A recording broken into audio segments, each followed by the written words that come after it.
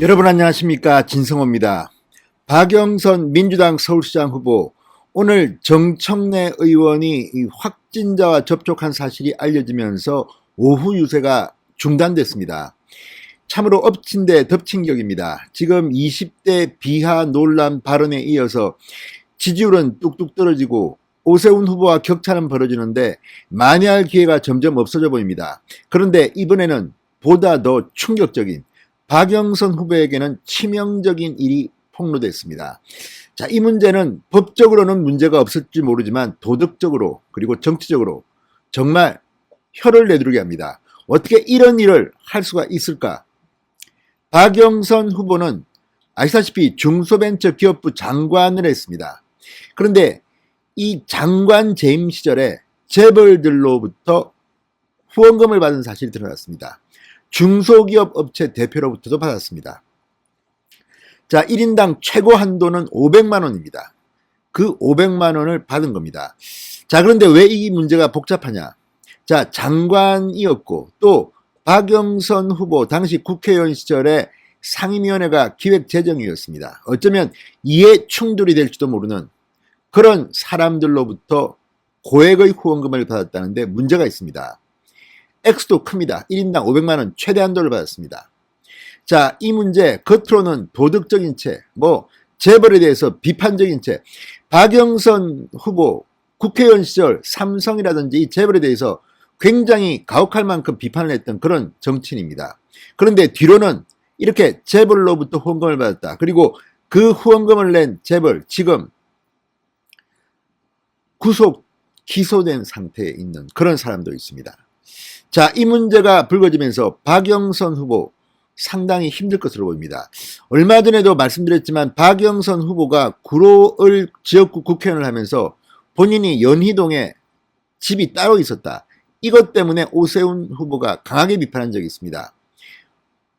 제가 봐도 이건 좀 이해가 안 됩니다. 아무리 구로구에 자기 지역구에 오피스텔이 있다 하더라도 며칠을 오피스텔에 머물렀으며 연희동 집에는 얼마나 머물렀는지는 모르겠지만 이렇게 하는 지역구에는 저는 본 적이 없습니다. 자, 거기에 대해서 박영선 후보는 뭐라고 답할 것인지, 그리고 이번에 불거진 이 재벌 후원금 의혹에 대해서는 어떻게 답할지, 이 문제는 상당히 박영선에게는 악재가 될 것으로 보입니다. 진성호의 융단 폭격 시작합니다. 박영선 민주당 서울시장 후보를 융단 폭격합니다.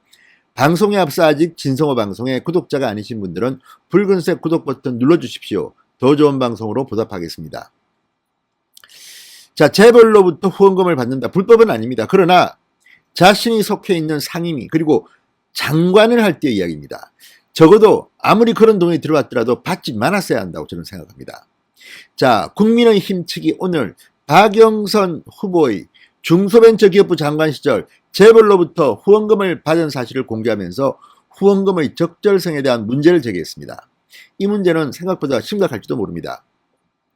자, 국민의힘이 중앙선거관리위원회로부터 확보한 2016년부터 2020년까지 연간 300만 원을 초과한 고액 정치 후원금 기부자 명단에 따르면 박영선 후보는 지난 2019년 4월 중소벤처기업부 장관 임명 이후 모두 2,500만 원의 후원금을 받습니다.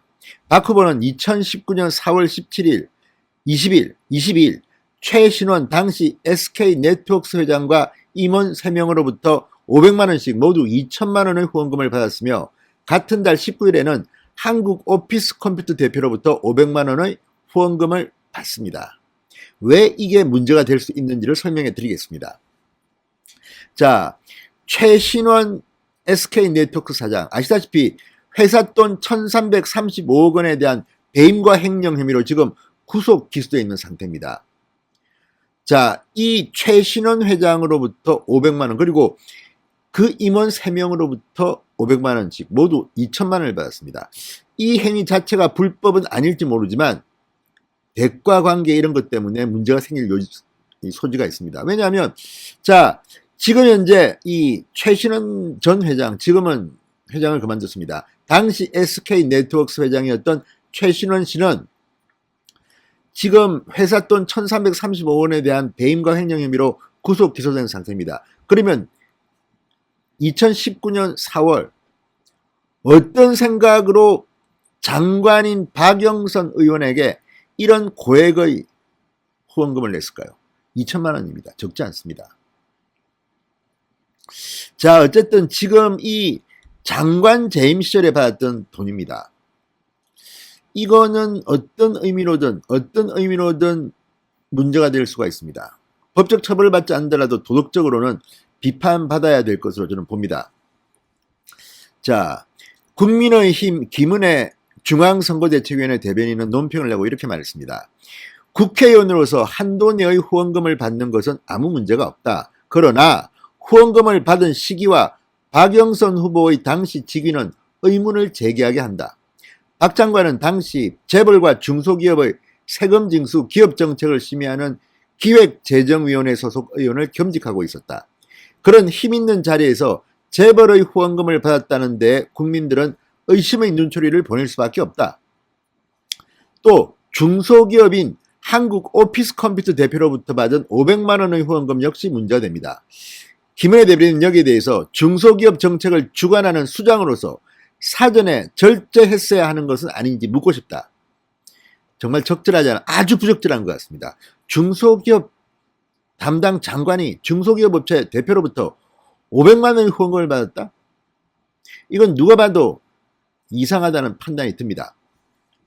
자, 김은혜 대변인은 과거 박영선 후보는 재벌 저승사자로 불리며 재벌 후원금에 혹독했다. 심지어 2011년 박원순 당시 서울시장 후보에게는 재벌 기업이 선의로 후원을 한 경우가 얼마나 되겠는지 짚어보라 이렇게 질타받고 있다 말했습니다.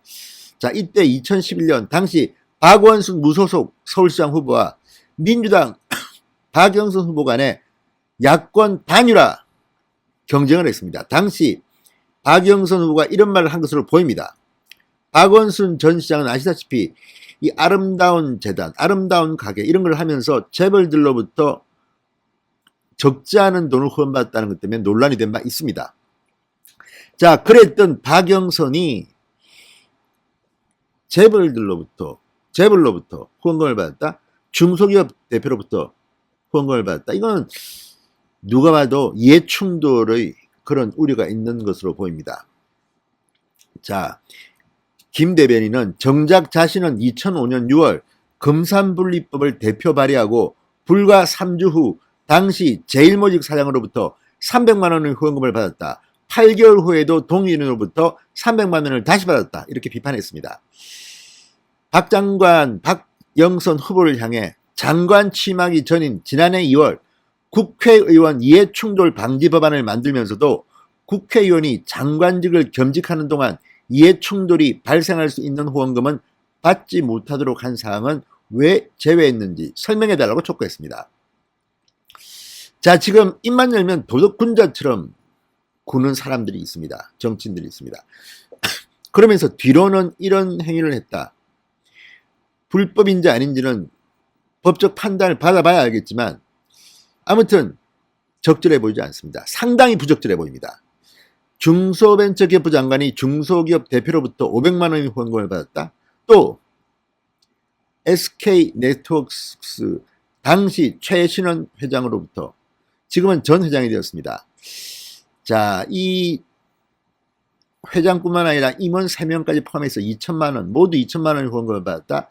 이게 문제가 안 되면 뭐가 문제가 되겠습니까? 아무튼 박영선 후보 서울시장에 출마하면서 몰랐던 사실들이 터지고 있습니다. 이번 일은 상당히 큰 파문을 불러일으킬 것으로 보입니다. 진성호의 융단 폭격이었습니다. 여러분 감사합니다.